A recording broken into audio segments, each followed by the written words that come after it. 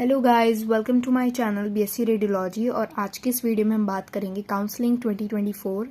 जैसा कि आपको पता है कि 4 जुलाई को मैसेज आ गया है, यानी यूसीएमएस की वेबसाइट पे अपडेट हो गया है कि आपकी काउंसलिंग कब होगी। ठीक है, तो सबसे पहले हम बात करते हैं कि काउंसलिंग है कितनी तारीख को। तो 19 जुलाई को आपकी काउंसलिंग है, जो कि बहुत जल्दी हो जा रही है। पहले तो 17 जुलाई को मैसेज आया था कि काउंसलिंग 21 को है, बट इस बार जल्दी हो जा रही है। और ये है आपकी 9:30 AM पे, मीन्स कि आपको 9 AM पे वहाँ पे पहुँच जाना है। ये उसका रिपोर्टिंग टाइम है। और याद रखना 9 AM मतलब 9 AM। अगर आप लेट करोगे तो वो आपको एंट्री नहीं देंगे, क्योंकि सीट का मामला है ना। अगर आप नहीं जाओगे तो कोई और सीट ले जाएगा आपकी, तो आपको जल्दी पहुँचना है। और LT फर्स्ट में आपकी ये काउंसलिंग होगी, जो कि फर्स्ट फ्लोर पे ही है, तो आपको वहाँ पे जाना है। ठीक है, टोटल 35 सीट्स है, ये मैं एक बार और बता दे रही हूँ आपको, जिसमें कि 5 आपके पंथ की हैं, 30 आपकी यूसीएमएस की हैं, और इस 30 में भी जो 25 हैं वो दिल्ली वालों की हैं, यानी कि DU कोटा, और 5 हैं आपकी ऑल इंडिया वालों की, यानी ऑल इंडिया कोटा।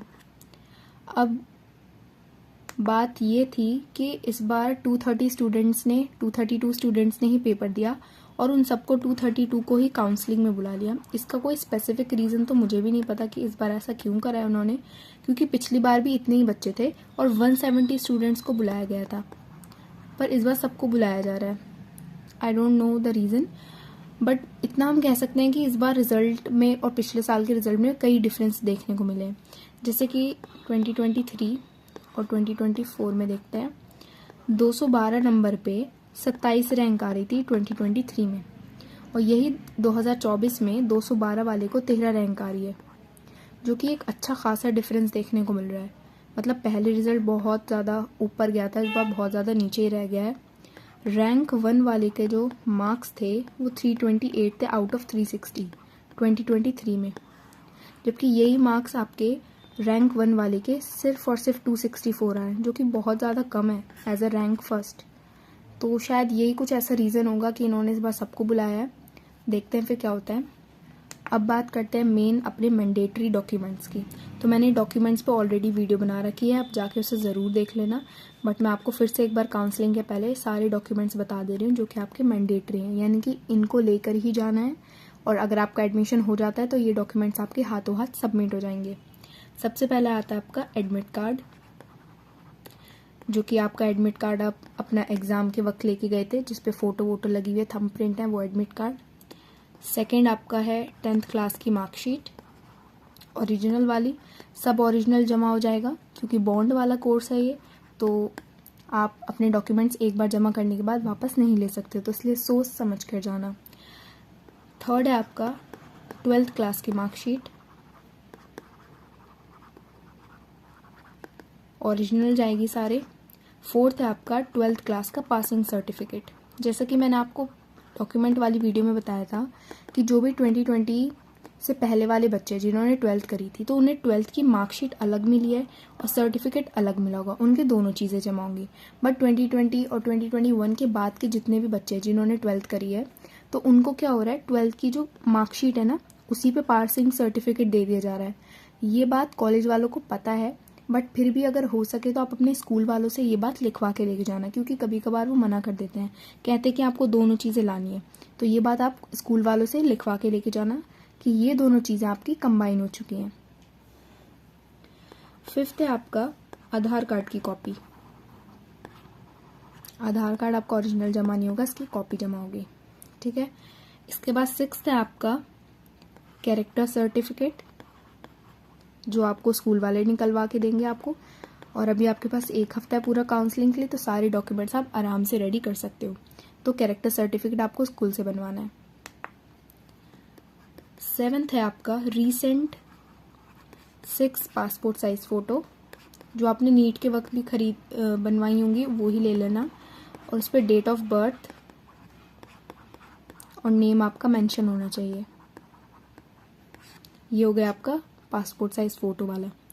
8th हो गया आपका कोविड वैक्सीनेशन, ये भी आपका उस वक्त जमा हो जाएगा।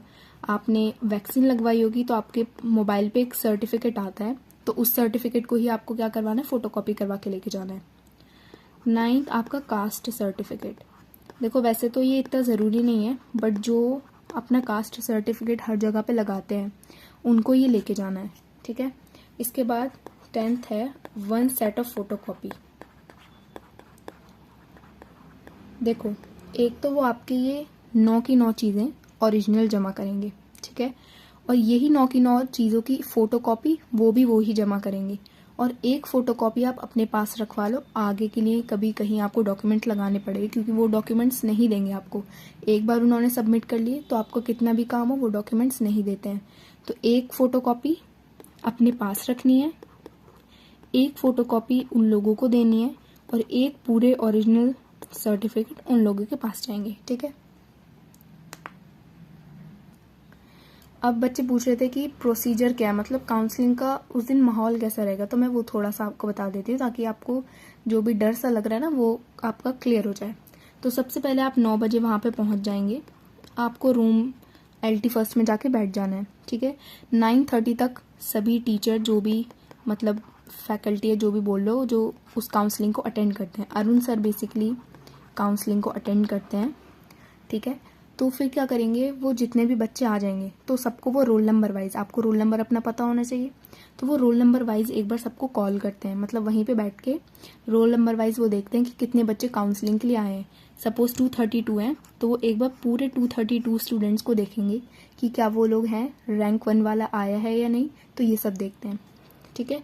इसके बाद सेकेंड थिंग कि वो आपसे कहेंगे कि जो भी आपके 12th के मार्क्स हैं, यानी कि 12th के जो बेस्ट 5 होते हैं ना, PCMB सपोज किसी ने लिया और इंग्लिश हो गया, तो इन सब की ना आपको परसेंटेज कैलकुलेट करके बतानी है। तो वहीं पे पेपर पे आप अपनी परसेंटेज कैलकुलेट करना।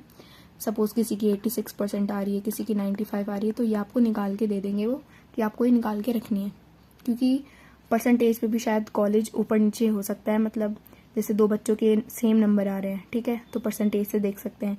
अब परसेंटेज भी सेम आ रही है तो डेट ऑफ बर्थ जिसकी ज़्यादा होगी मीन्स जो एज में ज़्यादा बड़ा होगा उसे कॉलेज मिल जाएगा, तो ऐसा भी होता है। इसके बाद 2 रोज होंगी, इस तरफ सारे बच्चे बैठे हुए होंगे, ठीक है। फिर एक एक करके